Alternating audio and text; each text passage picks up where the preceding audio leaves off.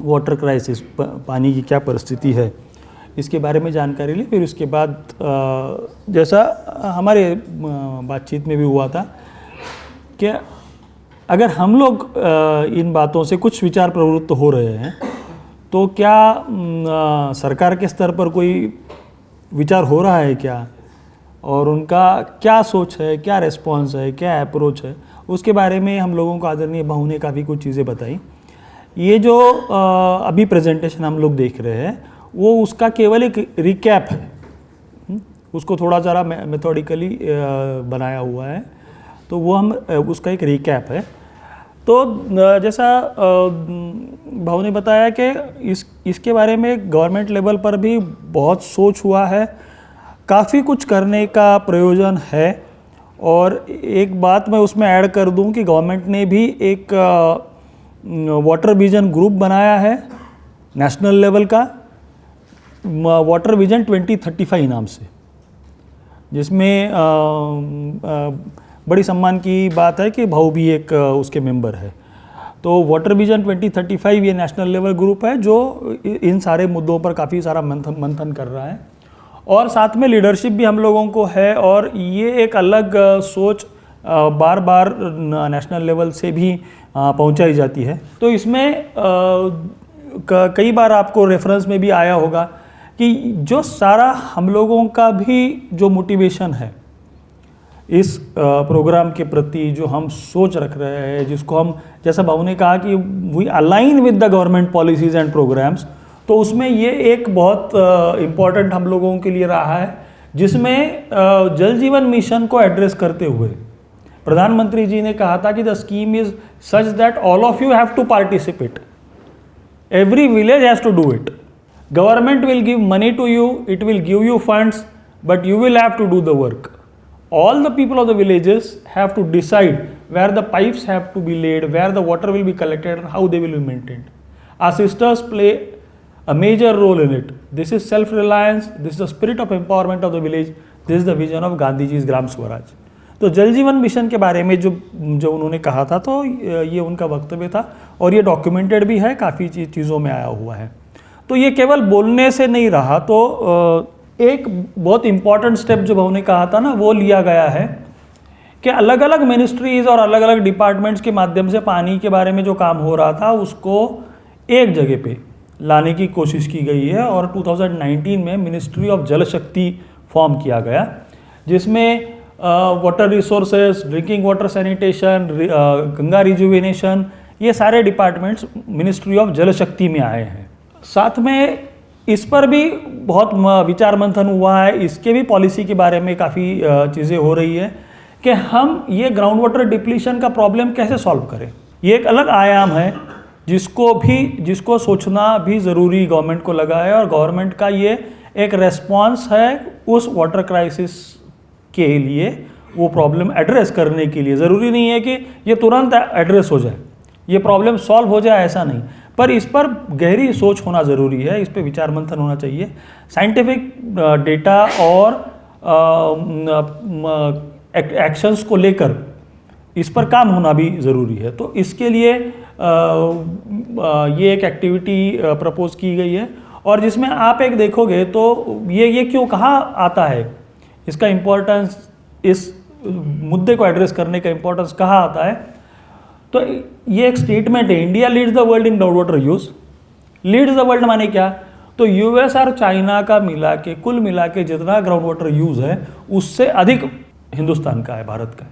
ये एक बहुत बड़ा पहलू है जो समझना ज़रूरी है और समझाना भी ज़रूरी है। केवल हम लोग तक समझना नहीं, हम जहाँ जहाँ भी बात करेंगे इस चीज़ के बारे में, तो यहाँ भी हम लोगों को समझाना ज़रूरी है कि, और उसका दूसरा बैकग्राउंड ये है कि US has the maximum water resources in the world. और कंट्री वाइज अगर देखेंगे तो बहुत सारे रिसोर्सेज यूएस में हैं, लेकिन यूएस में होने वाला ग्राउंड वाटर का यूज़ उसमें चाइना का अगर मिला जाए तो उससे भी अधिक हमारे देश का है। इसलिए ये हमारे लिए काफ़ी बड़ा प्रॉब्लम है और इसको हम लोगों को एड्रेस करना पड़ेगा। और ये सारा अभी इंटीग्रेट हुआ है मिनिस्ट्री ऑफ जल शक्ति के अंडर। उसके लिए जैसा भाऊ ने बताया, एक अटल भूजल योजना बनाई गई है, तो अभी एक लेवल पे होने वाली है, और ये एक बड़ी स्कीम है मतलब अगर हम अन्य देशों की स्कीम से कंपेयर करेंगे तो इतने बड़े पैमाने पे इम्प्लीमेंट होने वाली ये एक काफ़ी बड़ी स्कीम है। ये एक है, ये भी आया हम लोगों को समझना चाहिए। हम लोग बात कर रहे हैं गांव स्तर के पानी की, लेकिन गांव स्तर का पानी ऐसा कोई ऊपर से गिरने वाला पानी ऐसा डिफ्रेंशिएट नहीं होता है कि ये इस गांव का पानी है। जैसे नल में पानी आएगा तो वो पाइपलाइन वाला जैसा टैप खोलेगा या वाल खोलेगा वैसा उस गली को पानी जाएगा, तो 8 से 10 के बीच में फला गली को पानी आएगा, ये हम लोग कह सकते हैं। वैसा नेचुरल सोर्स में रेनफॉल ऐसा नहीं हो के आएगा कि आज का रेनफॉल धावड़वाड़ी के लिए है, कल का रेनफॉल धमतरी के लिए है, ऐसा डिफ्रेंशिएट होगा क्या? नहीं। तो वो जैसा भी है नेचुरल प्रोसेस में आएगा। तो इसमें रिवर भी उतना ही एक इम्पॉर्टेंट क्या कहते हैं रिसोर्स है पानी का, और वो काफ़ी बड़ा है। सरफेस वाटर में रिवर बहुत बड़ा है और उसमें सबसे बड़ी नदी है गंगा। अभी यहाँ पर एक स्टेटमेंट है, देखिए कि river Ganga is worshipped by millions as a living goddess, देवी के रूप में हम उसको पूछते हैं। उसके बाद का स्टेटमेंट क्या है? हाउएवर, पढ़िए।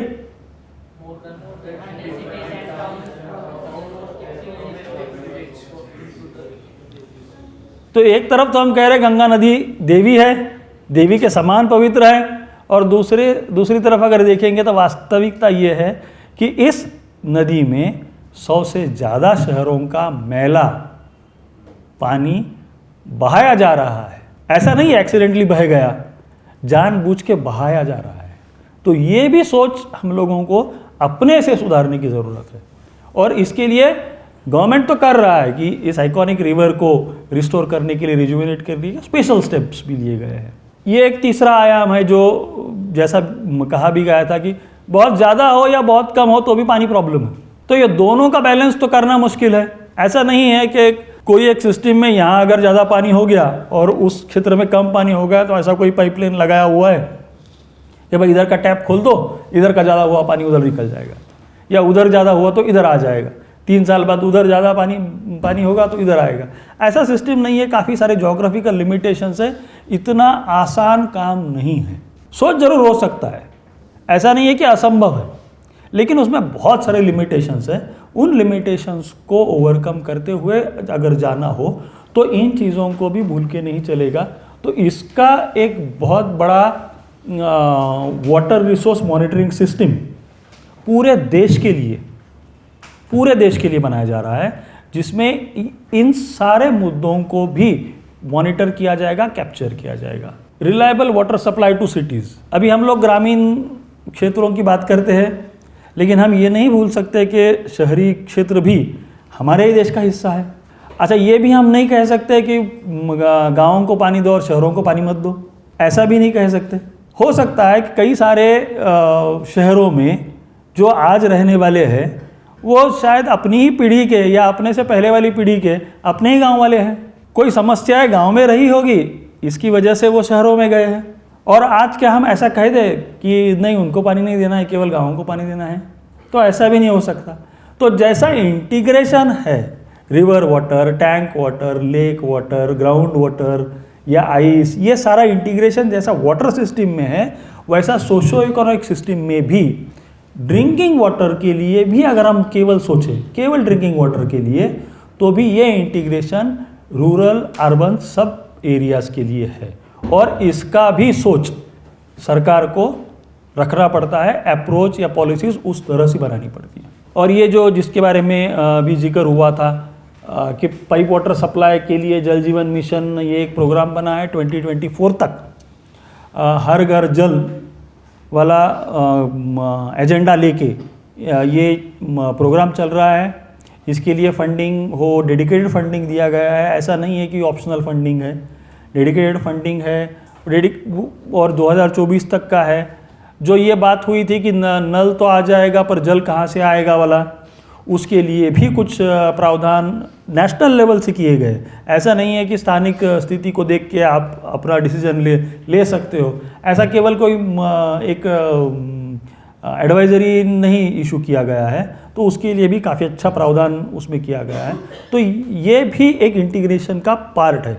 तो all this is the response of government of India and the state governments to address the address the water crisis. और जैसा अपनी बात ही अब बीच में मैंने एक स्लाइड के बारे में कहा था, तो ये इसका इंटीग्रेशन भी हो रहा है। मतलब ऐसा नहीं है कि केवल स्कीम्स का इंटीग्रेशन हुआ हो या कोई पॉलिसीज़ का इंटीग्रेशन किया हो, पर इसके साथ साथ में ये भी एक जो मुद्दा ज़रूरी है वो अप्रोच स्ट्रेंथन करने के लिए, उसको अच्छे से मॉनिटर करने के लिए, अच्छे से प्लान करने के लिए, केवल ग्राउंड से आने वाला डेटा ही नहीं बल्कि हाई एंड टेक्नोलॉजीज़ का भी इस्तेमाल करके काफ़ी अच्छा डेटा मैनेजमेंट सिस्टम अपने देश में बनाया जा रहा है। तो ये मैंने केवल एक ओवरव्यू दिया जो क्राइसिस के अगेंस्ट गवर्नमेंट का रिस्पॉन्स है उसके बारे में, और उसके बारे में काफ़ी कुछ विस्तृत में आदरणीय भाऊ ने भी आपको समझाया था। ये केवल एक रिकैप था।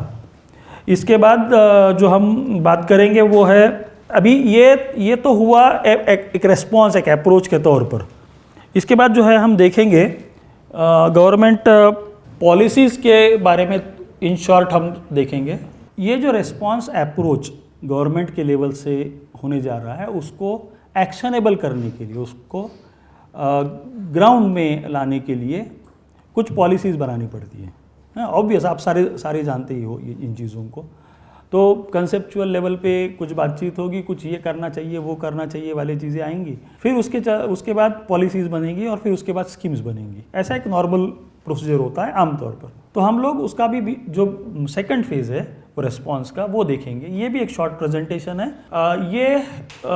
जैसा भाऊ ने भी कहा था कि it is not expected that you become masters of all the schemes. आपको हर एक पहलू के इसके बारे में जानकारी होना ज़रूरी नहीं है, लेकिन ये स्कीम्स, प्रोग्राम्स, इसका पॉलिसी, इसका आपको ज़रूर ज्ञान होना चाहिए, ताकि जब भी आप इन चीज़ों को डिस्कस करोगे, एक्सपेक्टेड ये नहीं है कि बीजेएस वॉलेंटियर डिस्ट्रिक्ट के जो नेटवर्क के मेंबर्स होंगे वो इतनी सारी जानकारी रखते होंगे। वो तो हम लोगों को फैसिलिटेट करने के लिए, हमारे काम को फैसिलिटेट करने के लिए, हायर लेवल पे इंटरेक्ट करने के लिए, जैसा भाऊ ने कहा कि वो लोग काफ़ी आसानी से कलेक्टर को, सीईओ को एक्सेस कर सकते हैं। हम शायद महीना भी लगा दे तो हम लोगों को एक अपॉइंटमेंट नहीं मिल पाएगा, और उनके कोई रिलेशंस है रेगुलर बेसिस पे, तो वो हम लोगों को एक आध दिन में भी अपॉइंटमेंट दिला दे सकते हैं, खुद भी साथ में आ सकते हैं, और कुछ हम लोगों के हर्डल्स आते होंगे तो वो भी सॉल्व करने के लिए काफ़ी हद तक हेल्प भी कर सकते हैं। तो और ये एक्सपेक्टेड नहीं है कि वो इन सारी चीज़ों की जानकारी रखेंगे। ठीक है, थोड़ा बहुत पता होगा, पर ये जानकारी रखना हमारा काम है, तो हम इसके बारे में जानकारी लेना चाहिए। ठीक है, और इसमें डिटेलिंग, जैसा भाऊ ने भी कहा था कि इसमें डिटेलिंग काफ़ी सारा कुछ मटेरियल अपने पास अवेलेबल है। आप उसके डेप्थ में जाना चाहो और ज़्यादा जानकारी लेना चाहो तो आप सेकेंडरी इन्फॉर्मेशन से वो ज़रूर ले सकते हो। एक है नेशनल वाटर पॉलिसी जो 2012 में बनी है, उसका भी रिवीजन हो रहा है। तो इसका ऑब्जेक्टिव क्या है? To take cognizance of existing water situation and propose a framework for creation of system of institutions and laws for a plan of action with a unified national perspective. देखो, national policy आएगा तो national policy ये नहीं कहेगा हर घर नल, या national policy ये नहीं कहेगा कि ग्राउंड वाटर क्वालिटी ख़राब हो रही है। तो नेशनल पॉलिसी क्या कहेगा, उस फ्रेम में ये चीज़ें आएगी। तो हम लोग अगर नेशनल पॉलिसी कोई पढ़ेंगे तो उसमें ये एक्शनेबल्स को लीड करने वाले पॉइंट हैं जो एक्शनेबल स्कीम में आएंगे, लेकिन उसका फ्रेमवर्क पॉलिसी में निकल के आएगा। तो ऐसा हमारे यहाँ हमारे देश का नेशनल वाटर पॉलिसी 2012 है, जिसका अभी रिवीजन हो रहा है, और शायद ये साल में उसका रिवाइज्ड नेशनल पॉलिसी भी आ जाएगा। दूसरा है national water mission 2011। National water mission में क्या है? Conservation of water, minimising wastage and ensuring its more equitable distribution across and within states through integrated water resource development and management। तो कुछ pointers जो आपने डिस्कशन के दरमियान रेज किए थे, तो वो भी आपको ध्यान में आएगा कि उनमें से कुछ पॉइंटर्स भी इन नेशनल पॉलिसीज़ या नेशनल डॉक्यूमेंट्स में रिफ्लेक्ट हो रहे हैं। तो जो आपका इंटरेस्ट का पॉइंट होगा वो लेकर के आप इसके थोड़ा डेप्थ में जाओगे तो आपको वहाँ पर उसका ज़रूर एडिशनल इंफॉर्मेशन, एडिशनल नॉलेज ज़रूर मिल जाएगा।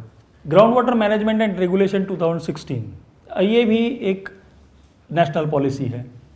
Ensure groundwater is protected, conserved, regulated and managed to realize the fundamental right of life, meet food security, livelihoods and basic needs of human, livestock and aquatic life through the provision of water. तो इतना सारा दायरा ground water management में है क्योंकि हमारा dependency ground water पे देश का बहुत ज़्यादा है, इसलिए ये फ्रेमवर्क या ये पॉलिसी भी स्ट्रांग होना ज़रूरी है।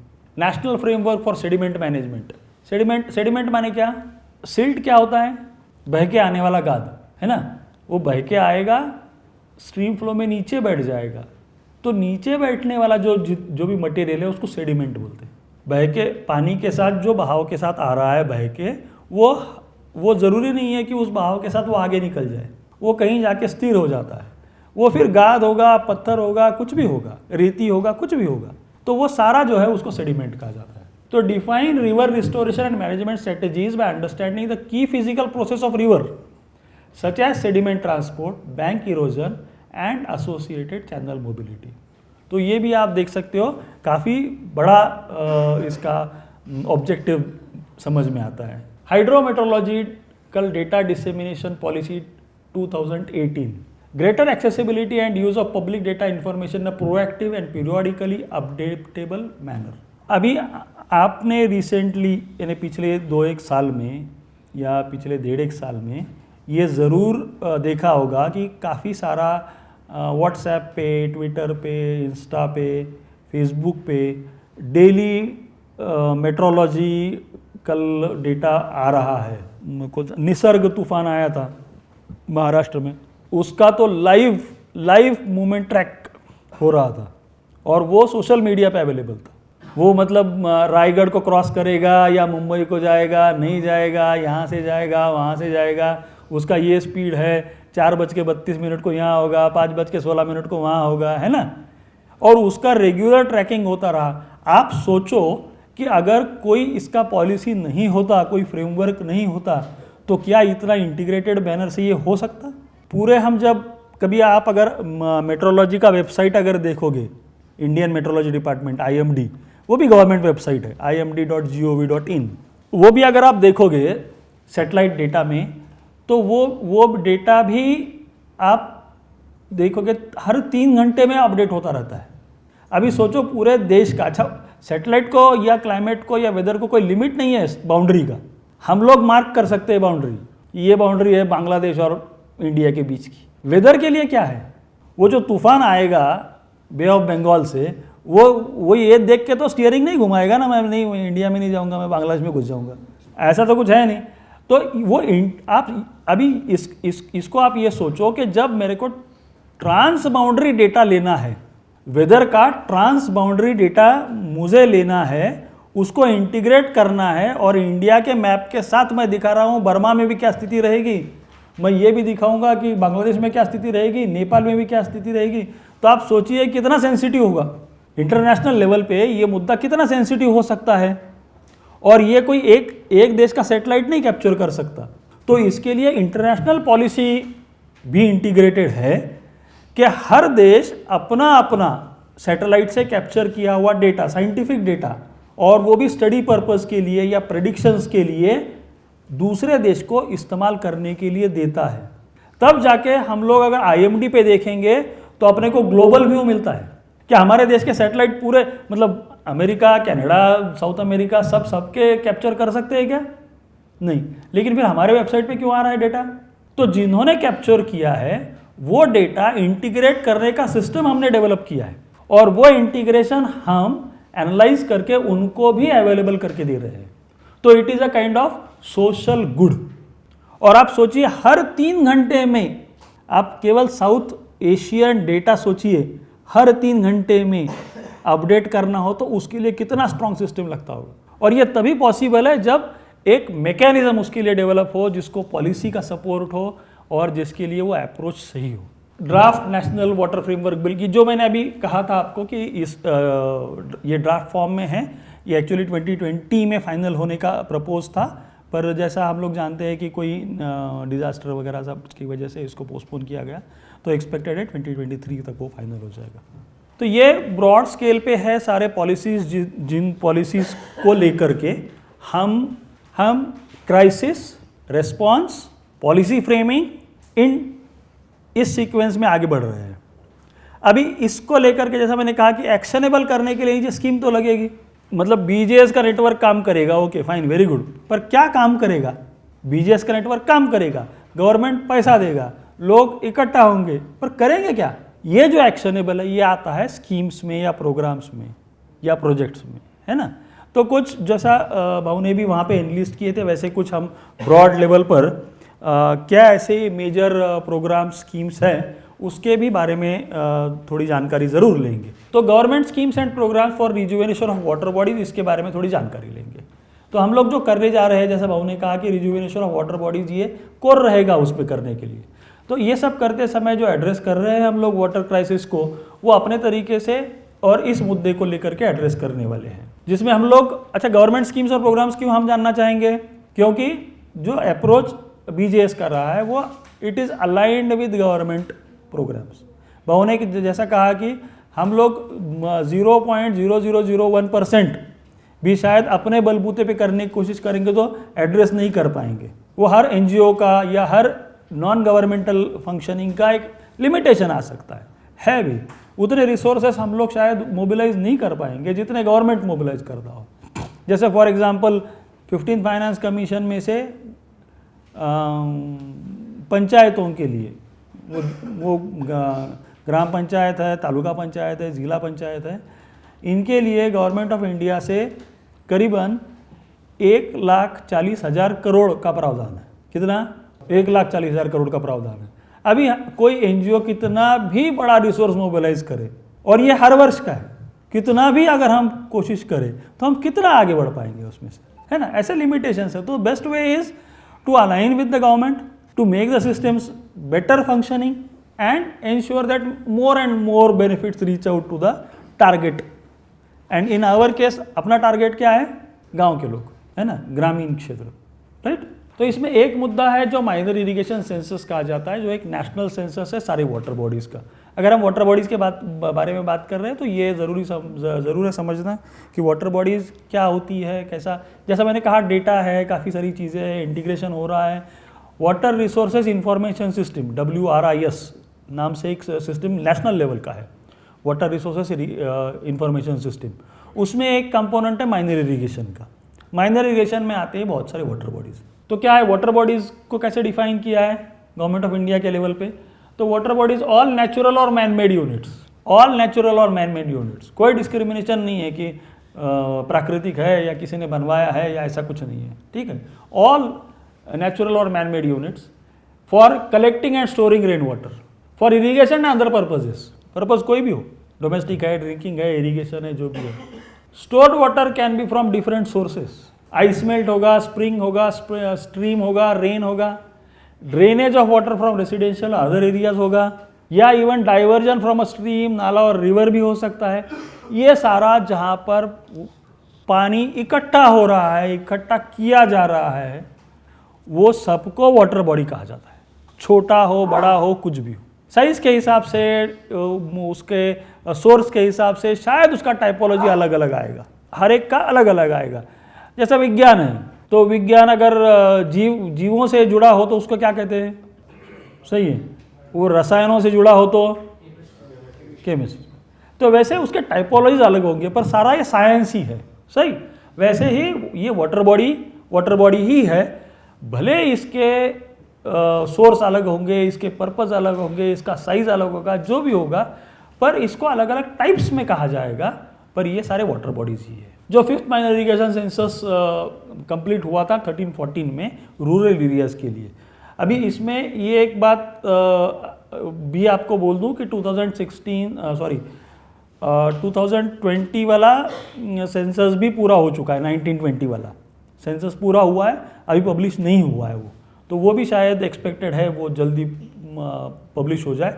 उसके ड्राफ्ट कॉपीज़ भी अवेलेबल है, तो there is full probability that it to be published in से 2 or 3 months kind of thing.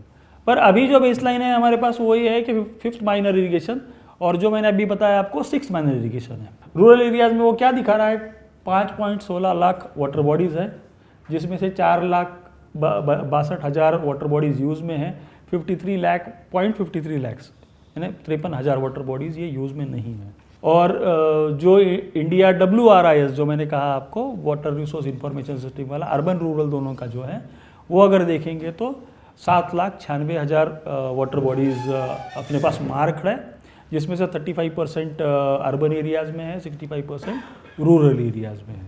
इसका अपने को ओपन सोर्स, ओपन डेटा में भी ये सारा इन्फॉर्मेशन मिलता है जो भी रिकॉर्डेड है। अभी यहाँ पर इसी माइनर इरिगेशन सेंसस में ये भी पॉइंट क्लियर किया हुआ है कि वाटर बॉडी वाला सिस्टम ये कोई स्टैटिक सिस्टम नहीं है, ये डायनामिक है, क्योंकि इसका नेचर ही डायनामिक है। बारिश गिरेगा तो पानी बहेगा, ऐसा नहीं है बारिश गिरा तो ये यहाँ अगर गिर गया मुता चैम्बर के कंपाउंड में तो मुता चैम्बर के कंपाउंड में रुकेगा, ऐसा नहीं है, वो यहाँ से आगे बहेगा। आपके घर के छत पे गिरा तो आपके घर के छत पे नहीं रुका रहेगा, वो छत से नीचे, पाइपलाइन से नीचे आके बह के फिर बहेगा। तो वो प्राकृतिक है, डायनामिक नेचर, ये उसका इनहेरेंट नेचर है।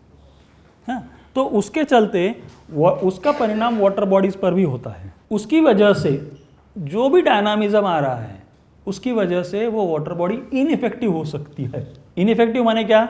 जितना पानी स्टोर होना चाहिए उतना स्टोर नहीं होगा, जितना पानी रिचार्ज होना चाहिए उतना रिचार्ज नहीं होगा, जितना इरिगेशन उसने प्रोवाइड करना चाहिए उतना नहीं होगा, है ना। ऐसे कई आयाम हो सकते हैं depending on purpose and use. देखिए कई सारे वजह है। Prolong continuous neglect of maintenance, ध्यान ही ना देना,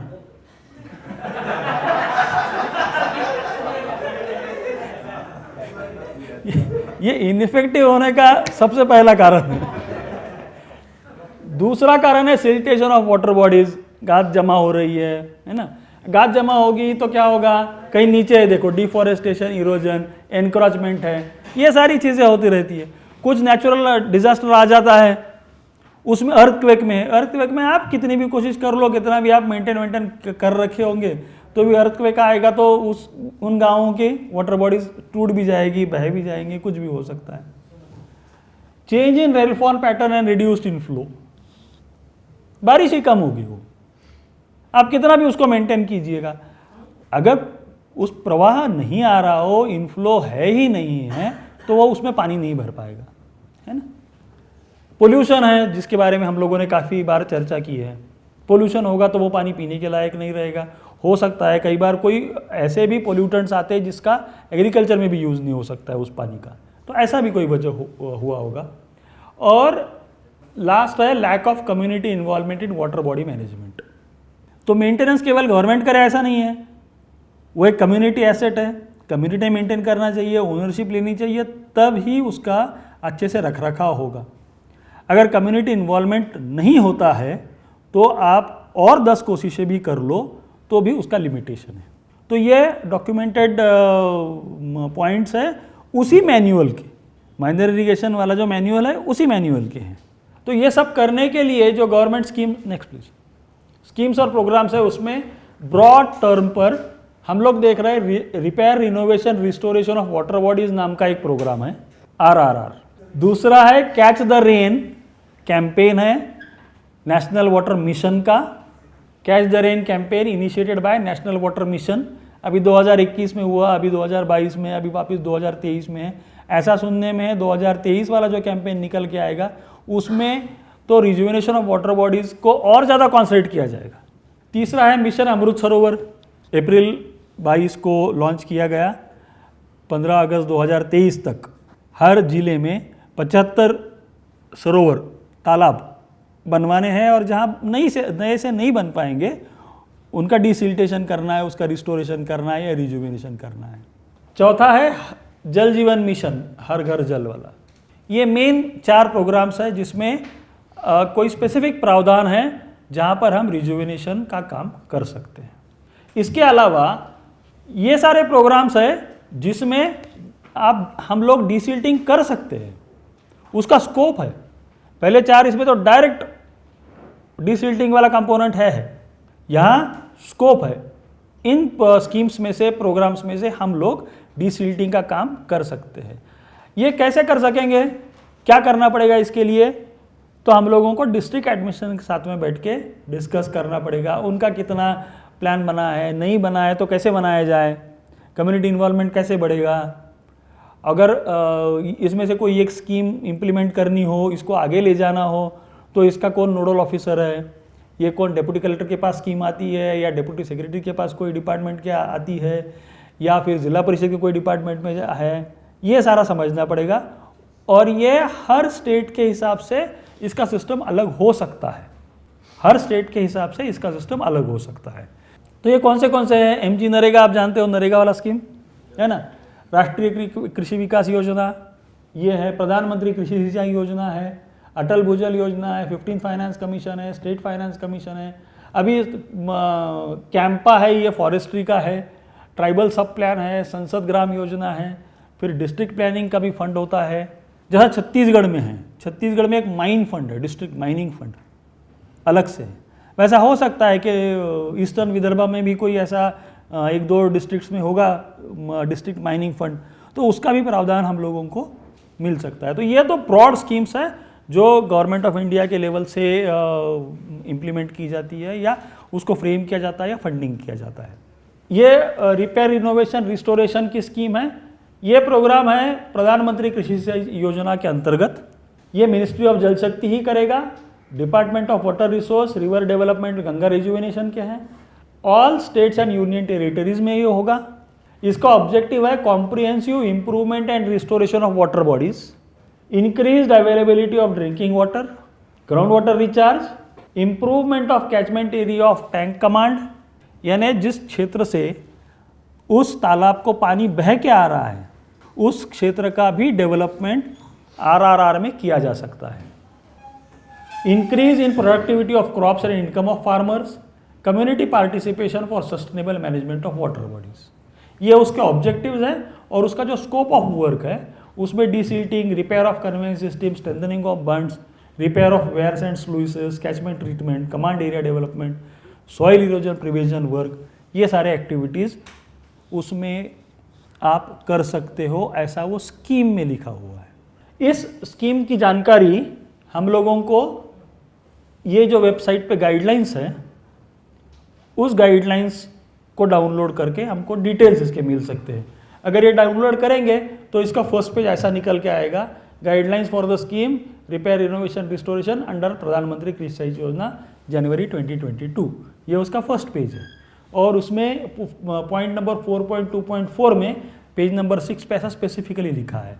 ये हम लोगों को अपने लेवल पे समझना पड़ेगा, कहीं इसका कुछ मार्क वगैरह लगा के जब भी हम लोग डिस्ट्रिक्ट एडमिनिस्ट्रेशन से बात कर रहे हैं अपने नेटवर्क मेंबर्स के network on behalf of the network members, तो ये चीज़ें हम लोगों को बहुत इम्पॉर्टेंट रहेंगी, बहुत हेल्पफुल रहेंगी। दूसरा है कैच द रेन कैंपेन जो नेशनल वाटर मिशन का है, उसका भी ऐसा ही गाइडलाइंस है जिसमें water conservation, rain water harvesting, ऐसे अलग अलग एक्टिविटीज़ उसमें मेंशन किए हुए हैं। तीसरा है मिशन अमृत सरोवर, ये है department of rural development, department of land resources, department of drinking water sanitation, department of water resources, ministry of panchayat Raj, ministry of forest, environment and climate change, ये सब का मिला के ये प्रोग्राम है। तो जो भी वहाँ पर आपको इफेक्टिवली हेल्प करने के लिए जो भी डिपार्टमेंट रेडी होगा वो डिपार्टमेंट के साथ आप काम कर सकते हो। अच्छा, हम लोग काम करेंगे मतलब अभी ये साल काम करेंगे ये गर्मी के दिनों में और अगले साल नहीं करेंगे, ऐसा कुछ है क्या? तो क्या होगा कि मान के चलो ये साल हम लोगों ने कोई एक डिपार्टमेंट के साथ काम किया, जैसा हमने बीच में कहा था ना, हमने तय किया था बीड़ जिला में 25 तालाब करेंगे, या फिर गुजरात में कहा था कि 25 स्कूल करेंगे। तो 25 तालाब या 25 school what ever it is, तो एक 25 का कुछ आंकड़ा सोच के कुछ तय कर लिया था शुरुआत करने के हिसाब से। वैसा हो सकता है कि हम लोग काफ़ी कोशिश कर ले और डिपार्टमेंट के साथ कोई नहीं आया, फॉरेस्ट वाला बोला चलो हम साथ में करते। अभी फॉरेस्ट वाले के पास ज़्यादा कोई जाता नहीं, आप पहुंच गए, वो भी खुश हो गया, चलो अच्छी बात है, बोला कोई नहीं आता, आप आ गए, चलो करेंगे, हमारे 25 तालाब है, 20 तालाब है, 15 तालाब है, जो भी है, उसी में काम शुरू कर दिया। तो उससे क्या होगा कि एक डेमोन्स्ट्रेशन आप क्रिएट कर जाओगे उस जिले में, है ना, एक डेमोन्स्ट्रेशन क्रिएट कर जाओगे, वहाँ पे एक विश्वास पैदा हो जाएगा लोगों में काम करने के तरीके के हिसाब से, आपको भी एक अच्छा एक्सपोजर मिल जाएगा, नेटवर्क मेंबर्स को भी एक कॉन्फिडेंस आएगा। तो ये तरीके से आप बिल्ड भी कर सकते हो स्ट्रक्चर को, है ना। तो ये इसलिए हम लोगों को ये अलग अलग जो स्कीम्स या प्रोग्राम्स है उसकी जानकारी इस एंगल से लेना जरूरी है कि हमको अपॉर्चुनिटी कहाँ क्लिक हो सकती है। ऐसा नहीं है कि हम लोग जल जीवन मिशन के बारे में बात कर रहे हैं तो हम अन्य प्रोग्राम को छोड़ देंगे, ऐसा नहीं है, क्योंकि वो भी तो गवर्नमेंट प्रोग्राम है, उसका ऑब्जेक्टिव अपना ऑब्जेक्टिव मेल खा रहा है, और इस ऑब्जेक्टिव को ध्यान में रखते हुए हम लोगों को अलाइन करना है। तो हम जितना बेहतर तरीके से अलाइन करेंगे अलग अलग डिपार्टमेंट के साथ में, उतना हमारा काम अच्छा हम खड़ा कर पाएंगे। तो मिशन अमृत सरोवर में ये नेशनल वाइड कैंपेन है, जैसा आप सब लोग जानते हो और मैंने बताया भी, इतने सारे डिपार्टमेंट्स हैं। ऑब्जेक्टिव है mission Amrit Sarovar is construction और development of at least 75 Amrut Sarovar ponds in every district of the country. Each Amrut Sarovar will have pondage area of minimum 1 acre with water holding capacity of about 10,000 cubic meter. तो ये भी एक fix कर रखा है कि इस level तक हम लोग हर गांव में, हो सकता है कि कोई गांव में है नहीं है, वट एवर इट इज़, तो लोग इकट्ठा आके जितना भी करने का प्रयास कर सकते हैं उतने लेवल तक का कार्य इसमें टारगेट किया हुआ है। तो स्कोप में काफ़ी चीज़ें उन्होंने मेंशन की है, जैसा creation and rejuvenation of water bodies है, लैंडस्केपिंग एंड ब्यूटिफिकेशन है।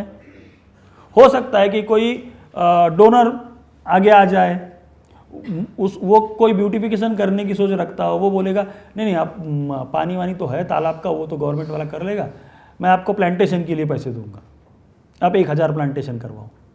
या फिर कोई दूसरा कोई ब्यूटिफिकेशन के लिए कुछ और सपोर्ट कर देगा उसमें। तो जो भी तरीके से हो, इसमें प्राइम ऑब्जेक्टिव क्या है, लोगों को वाटर बॉडी के साथ जोड़ना, एक जुड़ाव पैदा करना उनका। ज़रूरी नहीं है कि केवल गांव के ही लोग हो, जो भी लोग इस मुद्दे से सहमति रखते हो, वो जो भी तरीके से इसमें सहभाग लेना चाहें वो अमृत सरोवर में सहभाग ले सकते हैं, और उनको सहभाग लेने के लिए प्रवृत्त भी करना उतना ही ज़रूरी है। Flag hoisting on independence day, ये भी एक कार्य है। आमतौर पे स्कूलों में, पंचायतों में तो झंडा फहराया जाता है, आप ये भी कोशिश कर सकते हो। प्लांटेशन एक्टिविटीज़ है, ग्रे वाटर मैनेजमेंट का एक मुद्दा है, किसी ने कहा था ग्रे वाटर मैनेजमेंट के बारे में भी, रिसाइकल, रीयूज, कंट्रोल वगैरह वगैरह, तो ये भी अमृत सरोवर में। तो आप देखिए पॉलिसी समावेशी तरीके की पॉलिसी है, काफ़ी सारे मुद्दे पॉलिसी में, प्रोग्राम में, स्कीम में जोड़े गए हैं।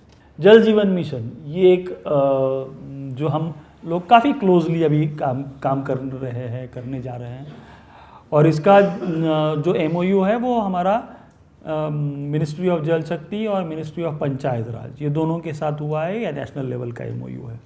यहाँ पर देखिए कि ये नेशनल प्रोग्राम है, मिनिस्ट्री ऑफ जल शक्ति है, और इसमें डिपार्टमेंट्स है, department of drinking water and sanitation और मिनिस्ट्री ऑफ पंचायत राज। इसलिए दोनों ही मिनिस्ट्री के साथ में अपना MOU है, ताकि ओनरशिप इक्वल रहे और फैसिलिटेशन भी सबका सही तरीके से हम लोगों को मिले। ब्रॉड ऑब्जेक्टिव क्या है, provide functional household tap connection, functional household tap connection to every rural household in the country. Functional क्या होता है, चालू स्थिति में, विद पानी, नल विद पानी, यस करेक्ट। तो ये फंक्शनल, ये पॉइंट पॉलिसी में ऐड कर रखा है। जब अभी गवर्नमेंट ऑफ इंडिया के लेवल से अगर ये होता है तो ये कमिटमेंट है गवर्नमेंट की तरफ से, है ना। तो इसके लिए जो भी प्रावधान करने पड़ेंगे वो ऑब्वियसली उस पॉलिसी या उस स्कीम के कंपोनेंट में आएंगे ही। Promote water management through decentralised but integrated water resource management by the Gram Panchayat. तो जब फंक्शनल कहा गया है, फंक्शनल के लिए नल के साथ जल भी ज़रूरी है, ये अगर हम समझ रहे हैं तो हमारी सोच सेंट्रल गवर्नमेंट के साथ मेल खाती है, ऐसा इसका मतलब है, क्योंकि उनका सेकंड ऑब्जेक्टिव है promote water management through decentralised but integrated water resource management and by Gram Panchayat. तो ग्राम पंचायत को सक्षम करके इंटीग्रेटेड वाटर रिसोर्स मैनेजमेंट गांव स्तर पर हो, इसके लिए भी जल जीवन मिशन में प्रावधान है, और ये उसका स्कोप ऑफ वर्क है, डिटेल में लिखा हुआ। इसके ये गाइडलाइंस है जल जीवन मिशन के, और ये भी जैसा मैंने कहा है इसका भी लिंक मिल जाएगा, और अपने पोर्टल पे भी ये रेडीली अवेलेबल रहेंगे। तो ये सारे ब्रॉड स्कीम्स है, हम लोग जो सीक्वेंस में डिस्कस करते आए हैं उस सीक्वेंस में हम लोग 4 पॉइंट्स तक नीचे ड्रिल डाउन करते करते नीचे आए। तो काफ़ी मुझे लगता है अभी ये डिस्कशन में फोकस क्लियर होता जा रहा होगा।